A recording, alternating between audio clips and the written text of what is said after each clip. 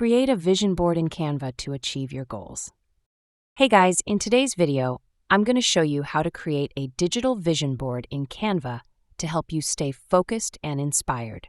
So, make sure to watch this video till the end, and let's get started.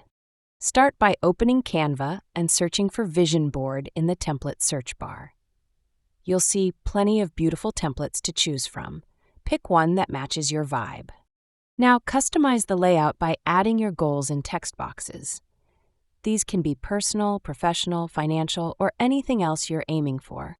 Next, head over to the Elements or Photos tab and start dragging in images that represent your goals, like travel destinations, dream homes, quotes, or anything that motivates you.